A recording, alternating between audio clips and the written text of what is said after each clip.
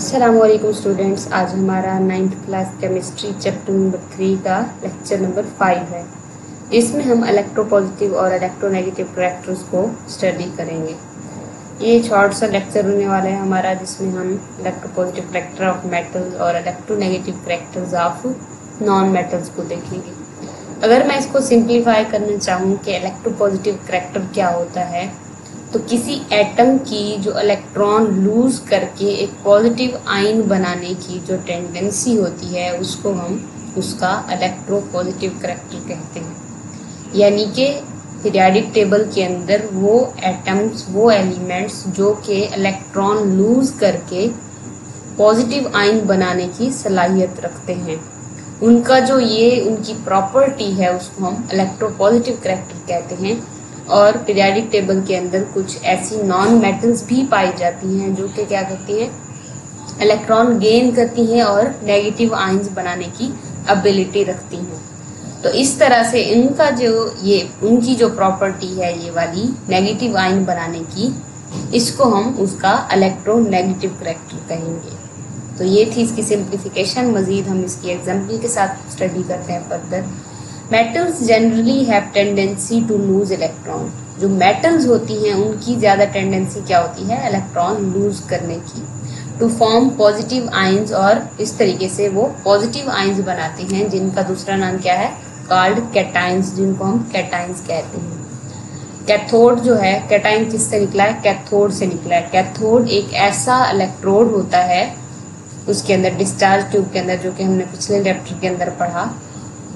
ऐसा इलेक्ट्रोड होता है जिसकी तरफ क्या होती है, जिसके ऊपर नेगेटिव चार्ज होता है, और ये पॉजिटिव आयन होने की वजह से उस कैथोड की तरफ क्या करती हैं, मूव करते हैं ये आयंस, पॉजिटिव आयंस। तो इस वजह से हम इनको कैटाइंस भी कहते हैं। और जो नेगेटिव आयंस होते हैं वो क्या करते हैं, उनके ऊपर नेगेटिव चार्ज होने की वजह से पॉजिटिव इलेक्ट्रोड यानी कि एनोड की तरफ मूव करती हैं, और इसी वजह से हम उनको एनाइंस कहते हैं। This property is called electropositive character of the metal. इस प्रॉपर्टी को हम मेटल का इलेक्ट्रोपॉजिटिव करैक्टर कहते हैं। This property is also related to the reactivity of the metals. ये मेटल्स की रिएक्टिविटी के साथ भी रिलेट करती है ये वाली प्रॉपर्टी। यानी कि जो एटम्स, जो एलिमेंट्स इलेक्ट्रॉन लूज करने की एबिलिटी रखते हैं, वो क्या करते हैं, दूसरे एटम के साथ ज़्यादा इजीली रिएक्ट कर जाते हैं, ताकि अपना इलेक्ट्रॉन्स उनको ट्रांसफ़र कर सकें, उनको डोनेट कर सकें और खुद स्टेबल हो जाएं। इस तरीके से मेटल्स की जो रिएक्टिविटी होती है वो भी ज़्यादा होती है। मेटल्स विच लूज इलेक्ट्रॉन और electrons easily are considered more reactive. ऐसी मेटल्स जो इजीली इलेक्ट्रॉन लूज करती हैं उनको हम ज़्यादा रिएक्टिव कहते हैं। मिसाल के तौर पर अल्कली मेटल्स, जिसमें क्या है, सोडियम और potassium, are highly electropositive elements. ये इलेक्ट्रोपॉजिटिव एलिमेंट्स हैं, and thus they undergo reactions very easily, और ये बहुत आसानी के साथ रिएक्शंस करते हैं, आसानी के साथ अपने इलेक्ट्रॉन डोनेट कर देते हैं। Sodium and potassium react vigorously with water. ये पानी के साथ एंड हैलोजेंस और हैलोजेंस के साथ क्या करते हैं, आसानी के साथ बहुत ही जल्दी रिएक्ट करती हैं, to give their respective hydroxide and halides, ताकि वो हाइड्रोक्साइड्स और हैलाइड्स दे सकें। जब वाटर के साथ ये रिएक्ट करती है तो ये हाइड्रोक्साइड देते हैं, sodium hydroxide, potassium hydroxide, lithium hydroxide, ये सारी क्या हैं, हाइड्रोक्साइड्स हैं जो कि वाटर के साथ रिएक्शन के नतीजे में वजूद में आती हैं। और हैलाइड्स, हैलोजेंस कौन कौन सी हैं, ब्रोमीन, आयोडीन, ये सारी, क्लोरीन, फ्लोरीन, ब्रोमीन, आयोडीन, ये सारी क्या है, हैलोजेंस हैं। जब ये सोडियम और पोटाशियम की बात करें, जब ये उनके साथ रिएक्ट करते हैं तो ये हैलाइड्स देते हैं, sodium halide, sodium chloride, sodium bromide, potassium chloride, potassium iodide. इस तरीके से ये क्या है, हैलाइड्स कहलाते हैं, अल्कली मेटल्स के हैलाइड्स कहलाते हैं। They also react with the acids. ये एसिड्स के साथ भी रिएक्ट करते हैं, क्यों, alkali metals, to give the salt and hydrogen, और ताकि ये नतीजे में, इसके नतीजे में क्या देते हैं, साल्ट्स और हाइड्रोजन गैस रिलीज करते हैं। अब साल्ट और हाइड्रोजन गैस किस तरह से, कि जो एसिड होता है हमारे पास, अगर मैं इसको रिएक्शन के जरिए आपको बताना चाहूँ तो सोडियम हाइड्रोक्साइड हमारे पास क्या है, एक बेस है, और इसके साथ साथ जो HCl है वो क्या होता है, एसिड होता है। इसमें इसके नतीजे में क्या होगा, हमारे पास एक NaCl यानी कि साल्ट बनेगा और इसके साथ साथ हाइड्रोजन गैस H2 जिसको मैं कह रही हूँ। तो इसमें से ये जो बेस है, इसमें से ये सोडियम आयन और इसमें से ये क्लोराइड आयन जिसको हम हैलोजन कहते हैं, ये क्या करेंगे, ये दोनों आपस में मिलकर एक साल्ट बना देंगे और ये इसका हाइड्रोजन और इसका हाइड्रोजन मिलके हमारे पास हाइड्रोजन गैस रिलीज करेगा, या फिर वाटर भी बन जाता है H2O जिसको हम कहते हैं। तो ये इसका रिएक्शन है। इसके नतीजे में क्या होता है, एक हमारे पास साल्ट वजूद में आता है, और जब ये वाटर के साथ रिएक्ट करते हैं तो इनके हाइड्रोक्साइड्स बनते हैं, और जब हैलोजन के साथ रिएक्ट करते हैं तो इनके हैलाइड्स वजूद में आते हैं। तो इस तरीके से उसकी रिएक्टिविटी को बता रहा है कि किस तरीके से जो मेटल्स होती हैं हाईली रिएक्टिव होती हैं। नेक्स्ट हमारे पास क्या है, अल्कलाइन अर्थ मेटल्स, जो कि दूसरे ग्रुप के एलिमेंट्स हैं, जिनमें क्या है, मैग्नीशियम, कैल्शियम।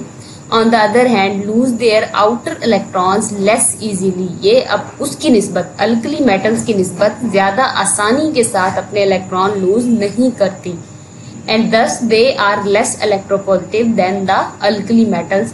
इसी वजह से ये अल्कली मेटल्स की निस्बत थोड़ी सी कम इलेक्ट्रोपॉजिटिव मेटल्स हैं। Their reaction toward water and halogens are also less vigorous, इनका जो रिएक्शन है अल्कली मेटल्स की निस्बत क्या है, थोड़ा सा कम है, विगरस नहीं है, बहुत जल्दी नहीं होता, थोड़ा सा टाइम लेता है। अब इसकी भी कोई एक रीजन है। इसकी रीजन ये है कि इनके आउटर मोस्ट शेल के अंदर 2 इलेक्ट्रॉन्स होते हैं।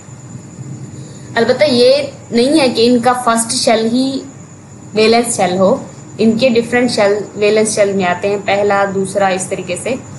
किसी में जो दूसरा शेल है वो आउटर मोस्ट शेल है, किसी में तीसरा। पीरियड्स के मुताबिक जो पीरियड्स इंक्रीज होते जाते हैं उनके वैलेंस शेल जो है वो भी उसी तरीके से बढ़ते चले जाते हैं।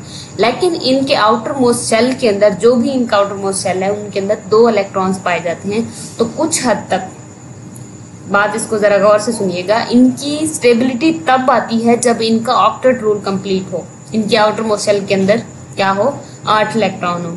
लेकिन इनके आउटर मोस्ट शेल के अंदर 2 इलेक्ट्रॉन्स होते हैं, तो इसी वजह से ये थोड़े से स्टेबल हैं इसकी निस्बत, अल्कली मेटल्स की निस्बत। अल्कलाइन अर्थ मेटल्स जो हैं थोड़े से स्टेबल हो जाते हैं, इसी वजह से इनकी जो इलेक्ट्रोपॉजिटिविटी है वो उनकी निस्बत क्या हो जाती है, डिक्रीज कर जाती है। Aluminium is also highly electropositive metal. Aluminium भी क्या है, हाईली इलेक्ट्रोपॉजिटिव मेटल है। इसके आउटर मोस्ट शेल के अंदर 3 इलेक्ट्रॉन हैं। It reacts readily with the mineral acids to form salts and hydrogen. ये एसिड्स के साथ रिएक्ट करती है और साल्ट्स और हाइड्रोजन बनाती है। तो ये था इसका इलेक्ट्रोपॉजिटिव करैक्टर मेटल्स के बारे में। हम देखते हैं electronegative character of the non metals. अब ये बात भी आपको ध्यान में रखनी चाहिए कि जो पीरियाडिक टेबल में हमारे पास लेफ्ट साइड पे एलिमेंट्स हैं वो क्या हैं, मेटल्स हैं। वो इलेक्ट्रॉन लूज करने की एबिलिटी रखते हैं और वो उनका इलेक्ट्रोपॉजिटिव करैक्टर है। और जो राइट साइड पे हैं वो क्या है, नॉन मेटल्स हैं, और उनका करैक्टर कौन सा होगा, इलेक्ट्रोनेगेटिव करैक्टर होगा। Non metals have an affinity toward the electron. इनका क्या होता है, ताकि ये इलेक्ट्रॉन को गेन करने की एबिलिटी रखती हैं। They tend to gain the electron and become negatively charged ions called anions. इनकी टेंडेंसी क्या होती है कि ये इलेक्ट्रॉन को गेन करें और नेगेटिव चार्ज आयन यानी कि एनाइंस बन सकें, क्योंकि इनकी स्टेबिलिटी ही इन्हीं में लाई करती है। They are therefore named as electronegative elements. इसी वजह से इनको इलेक्ट्रोनेगेटिव एलिमेंट्स भी कहा जाता है।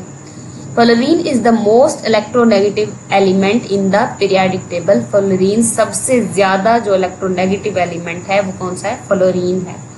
फॉलोड बाय ऑक्सीजन, और इसके बाद ऑक्सीजन, देन नाइट्रोजन और फिर chlorine. Non metals readily react with the metals forming ionic bond. ये क्या करते हैं, जल्दी से मेटल्स के साथ रिएक्ट करती हैं और आयनिक बॉन्ड इनके रिएक्शन से वजूद में आता है। ये इलेक्ट्रॉन गेन करती हैं जल्दी से, और वो जो मेटल्स होती हैं वो इलेक्ट्रॉन लूज कर देती हैं। इस ट्रांसफर की वजह से मेटल से नॉन मेटल की तरफ इलेक्ट्रॉन के ट्रांसफर से आयनिक बॉन्ड वजूद में आता है इन दोनों के दरमियान। Non metals also combine with other non metals to form wide variety of the molecular substances.